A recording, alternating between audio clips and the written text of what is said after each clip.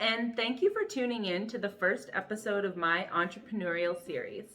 If you saw the first episode of my social media series and you're here for round 2, thank you so much. I love and appreciate you. I've been putting a lot of hard work into educating other small business owners and other creatives to kind of help them along the way in certain areas that I struggled with when I started, and just some tips and tricks to kind of cut your corner a little bit and save you some time.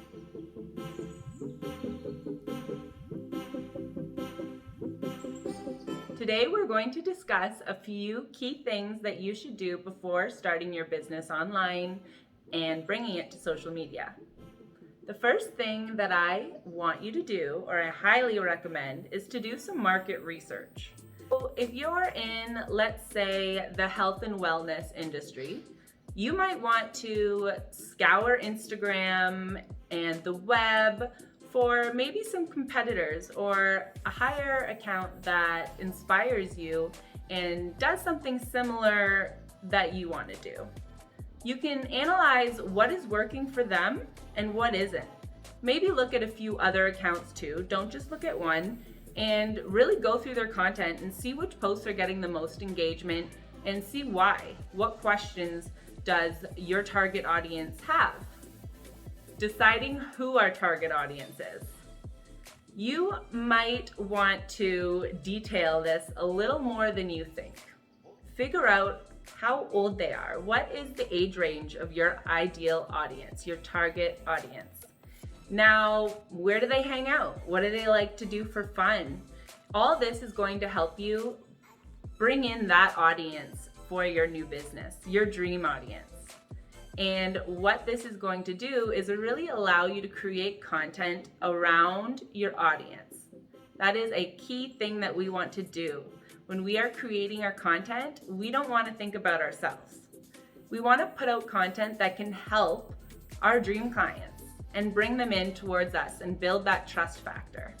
Now that we've figured out who our target audience is and we've examined some competitors, now I want you to find a way to stand out.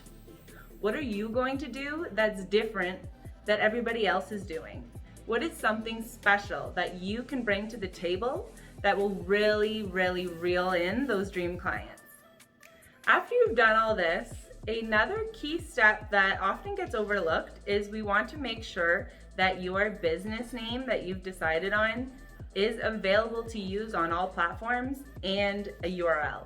Because nothing's worse than starting up all your socials, your Instagram, your Facebook page, group, everything, only for your business name that you worked so hard on to be used and maybe even extremely popular by another worldwide brand. So really take the time and put some heart into your business name and make it unique to you. And a little pro tip, make sure that your audience knows what you do with your business name, or at least when they come onto your page, they can figure out what you do in under like 10 seconds. So using your bio and optimizing your bio are super important for this so that they actually know what you do and how you can help them.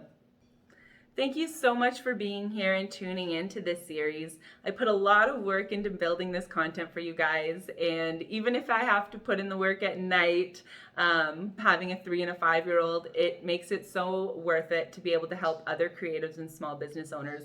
So tune in to the first episode of my next series, my creative series, and find out some cool tricks on creating some content. See you later, guys.